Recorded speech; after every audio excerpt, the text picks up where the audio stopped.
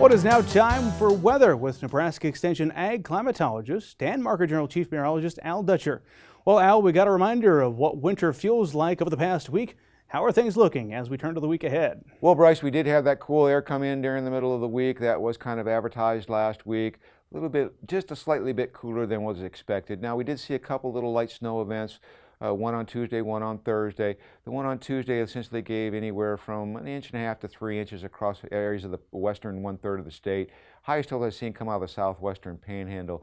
And then, of course, we had some reinforcing energy come through the state on Thursday. Basically light flurry activity. Again, most areas that I see were less than 1.5 to 2 inches of snowfall. In fact, trace amounts in a lot of locations. Then we started to see the warm-up begin yesterday, and it looks like it's going to continue through this weekend and early next week. And then as we get into the midweek time period, we start to look at potential for some slightly cooler air moving in and maybe some more aggressive weather coming in sometime as we get into late next weekend or the following week. So let's take a look at the upper air models and see what we might have in store. First thing I'll draw your attention to is the cold air that has been inundating our region is now kind of lifting toward the north and the east. We do have a little bit of southern stream energy moving to the Mississippi River Valley region, but there's really not a lot of moisture associated with it, so pretty much high and dry conditions here in the central portion of the country. We'll see temperatures today that'll be primarily in the 40s across northeastern Nebraska to around the 60-degree mark in southwest Nebraska. And tomorrow that ridge starts to expand, brings that warmer air into eastern Nebraska. So everybody should be well into the 50s. And indeed, we probably see 60s widespread across the southern 1/3 of the state.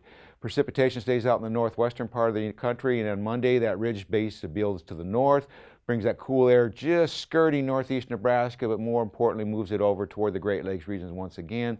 Temperatures will remain consistently back into the 50s and 60s across the state. No precipitation closer we get is up to the north of us.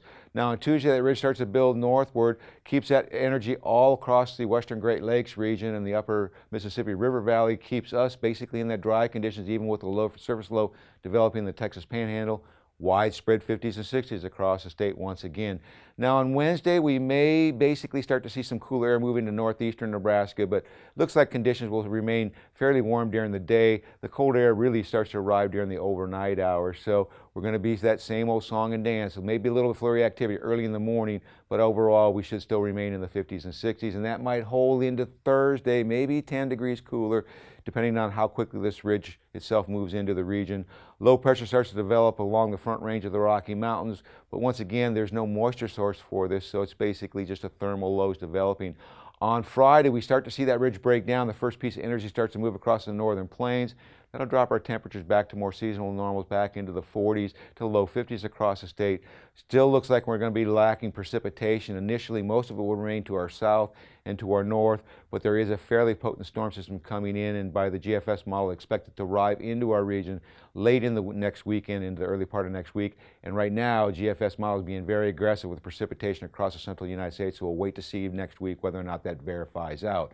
8 to 14 day forecast takes into consideration that trough coming in and brings that colder air in across the northwestern 1/2 of the country. And in terms of precipitation, with that system sliding in after we get through the first full weekend of the month, above normal moisture and potential for some accumulating snow.